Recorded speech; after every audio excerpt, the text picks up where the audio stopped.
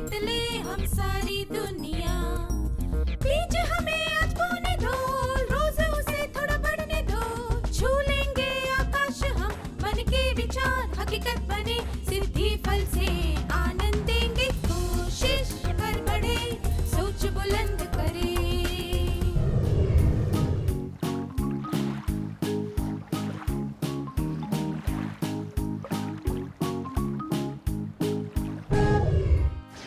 नमस्ते छात्रों, क्या हम आज के सत्र की शुरुआत एक खेल से करें? इस खेल का नाम है वर्जित शब्द न बोलें। मैं चाहता हूं कि एक छात्र स्वेच्छा से आगे आ जाए। उसे एक कागज के टुकड़े पर किसी वस्तु या जानवर का नाम लिखकर दिया जाएगा। इसके अलावा 5 वर्जित शब्द भी दिए जाएंगे, जिनका प्रयोग हम इस खेल में नहीं कर सकते। उस छात्र को दिए गए विषय पर 5 वाक्य बोलने हैं, पर वो उन वर्जित शब्दों का प्रयोग नहीं कर सकता और उस वस्तु या जानवर का नाम भी नहीं ले सकता। छात्र जो भी वाक्य बोलेगा, उसके आधार पर कक्षा को वो वस्तु या जानवर पहचानना है। क्या आप समझ गए? उदाहरण के लिए, अगर विषय है कुत्ता और वर्जित शब्द हैं भौंकना, वफादारी, सूंघना, पूंछ, रखवाली, तो उस छात्र को इन 6 शब्दों में से किसी भी शब्द का प्रयोग नहीं करना है। याद रखिए, आपको इन वर्जित शब्दों का अन्य रूप में भी प्रयोग नहीं करना है, जैसे कि भौंक, वफादार, रखवाला। ठीक है? क्या अब हम खेल शुरू करें?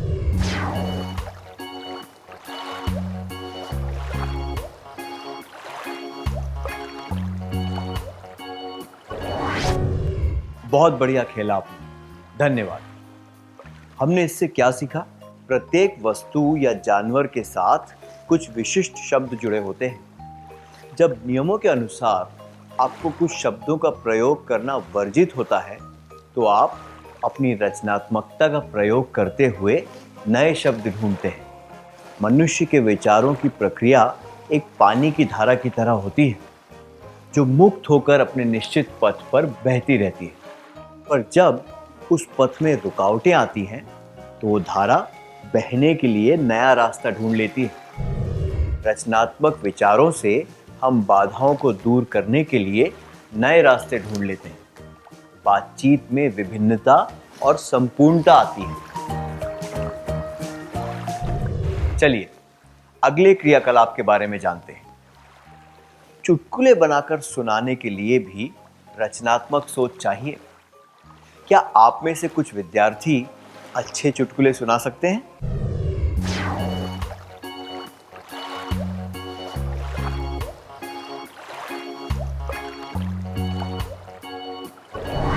धन्यवाद। हमने इससे क्या सीखा? समय बिताने का एक मजेदार तरीका है रचनात्मकता से विचार करना। इससे सबका मनोरंजन भी होता है। आइए अपनी रचनात्मकता का प्रयोग करने का एक और तरीका ढूंढते हैं। इसे कहते हैं उलट पद्धति। इसमें उन बातों की सूची बनानी है जो किसी लक्ष्य को प्राप्त करने के लिए नहीं करनी चाहिए। फिर उस सूची में लिखी गई बातों का ठीक उल्टा करना चाहिए।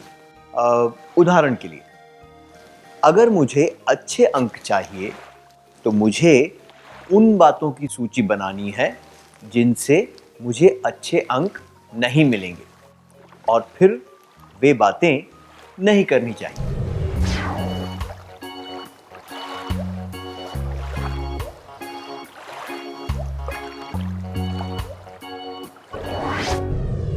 क्या हम कुछ बातों की सूची देखें?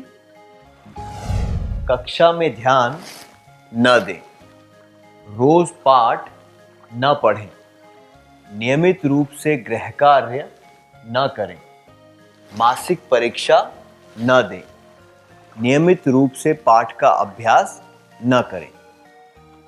ये सूची केवल एक नमूना है। हम ऐसी कई सूचियां बना सकते हैं। अब हमें एक और सूची बनानी है, जो इसके उल्टी है। क्या अब हम वो सूची बनाएं? कक्षा में ध्यान दें, घर पर रोज पाठ पढ़ें, नियमित रूप से गृह कार्य करें, मासिक परीक्षा दें, नियमित रूप से पाठ का अभ्यास करें। हमें इस सूची में लिखी बातों पर अमल करना है। क्या अब हम एक और क्रियाकलाप करें? आइए ये जानने की कोशिश करते हैं कि हम रविवार का सदुपयोग किस तरह कर सकते हैं। ये जानने के लिए क्या हम उलट पद्धति का प्रयोग करें? कृपया 5-5 लोगों के समूह बनाकर इस बारे में चर्चा करें।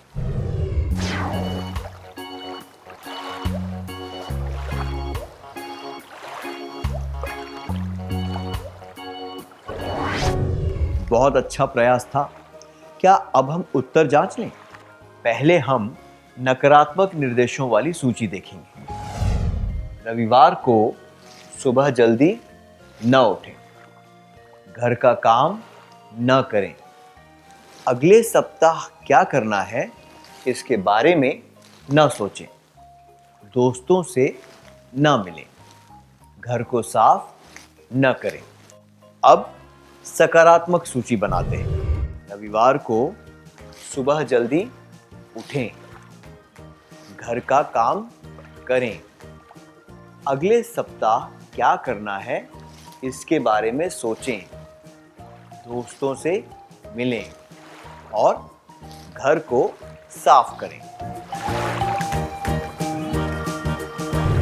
उलट पद्धति का प्रयोग हम केवल रोजमर्रा के कामों के लिए नहीं बल्कि कुछ और प्रश्नों के उत्तर जानने के लिए भी कर सकते हैं। जैसे कि मैं एक अच्छा बेटा, बेटी, बहन, भाई कैसे बन सकता या बन सकती हूँ? स्वस्थ रहने के लिए मैं क्या कर सकती हूँ या कर सकता हूँ? दूसरों का आदर पाने के लिए मैं क्या कर सकती हूँ या कर सकता हूँ? इत्यादि। जब आपके पास खाली समय होगा तब क्या आप इन प्रश्नों के सही उत्तर ढूंढेंगे?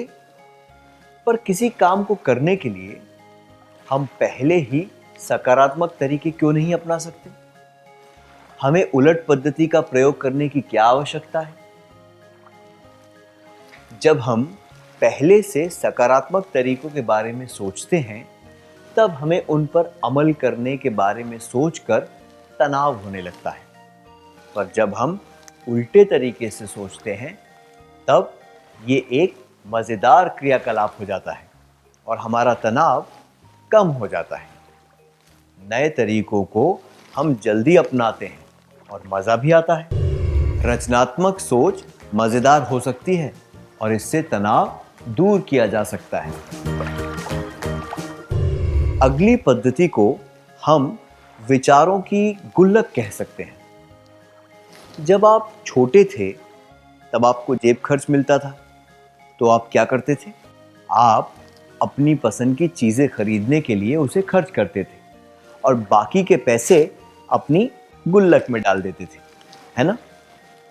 इसी तरह क्या हम विचारों को भी एक गुल्लक में डाल सकते हैं? हाँ, ये मुमकिन है। इस चित्र को देखिए। ये सब चीजें ऐसी चीजों से बनी हैं जिन्हें हम कूड़ा समझकर फेंक देते हैं। क्या आप पहचान सकते हैं ये किन चीजों से बने हैं?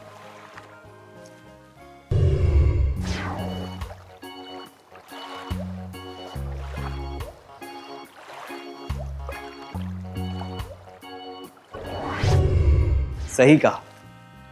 कूड़े से कोई कला का नमूना बनाना, इसके पीछे क्या राज है? रचनात्मक विचार, है ना? जो विचार हमें अचानक सूझते हैं उन्हें लिख लेना चाहिए और अपनी गुल्लक में संभाल कर रख लेना चाहिए। ये विचार बाद में हमारे काम आ सकते हैं। उदाहरण के लिए, अगर किसी में कविता लिखने का गुण है तो उसे रूपक, उपमाएं और इस तरह के अन्य वाक्यांश एक नोटबुक में लिख लेने चाहिए। जो उसकी विचारों की गुल्लक का काम करेंगे। जब वो अपनी नोटबुक देखेगा तो एक नई कविता जन्म लेगी। इसी तरह आप अपने रचनात्मक विचार लिख सकते हैं, जिनसे आपको अपने अल्पकालीन और दीर्घकालीन लक्ष्य प्राप्त करने में मदद मिलेगी। आप ये देखेंगे कि ऐसा करने से आपकी रचनात्मकता बढ़ेगी और आप में एक सकारात्मक बदलाव आएगा। जो विचार आपने लिखे हैं वे साहित्य की मिसाल बने या फिर किसी महान कार्य का रूप लें, ये ज़रूरी नहीं है। ये सरल विचार हो सकते हैं, जिनसे आपको पढ़ाई से संबंधित कुछ बातें याद रखने में मिलें या फिर रोज़मर्रा के लक्ष्य प्राप्त करने में आसानी हो। हमने इससे क्या सीखा? रचनात्मक सोच अनुशासन से आती है। इसमें महारत हासिल करने के लिए हमें नियमित रूप से अभ्यास करना पड़ता है। क्या अब हम इस सत्र का सार संक्षेप कर लें?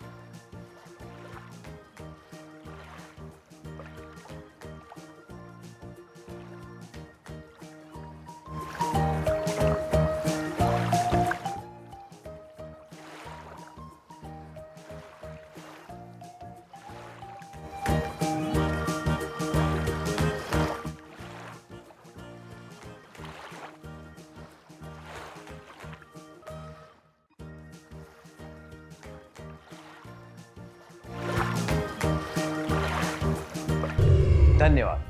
आपने बहुत अच्छी तरह सार संक्षेप किया। क्या हम एक क्रियाकलाप के द्वारा अपनी रचनात्मकता का प्रयोग करने की कोशिश करें?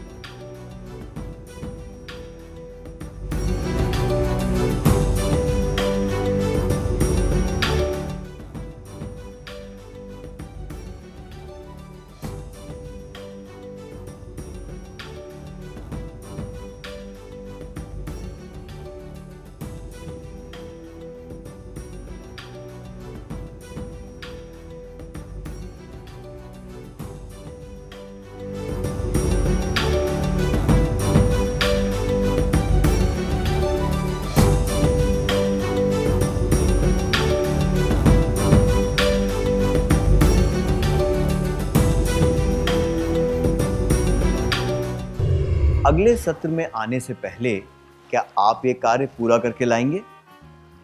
तब तक के लिए अलविदा।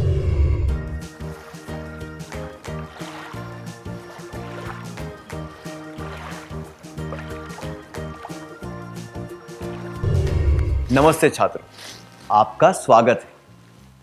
मुझे यकीन है कि आपने अपने रचनात्मक जवाब तैयार कर लिए होंगे। क्या हम उनके बारे में चर्चा करें?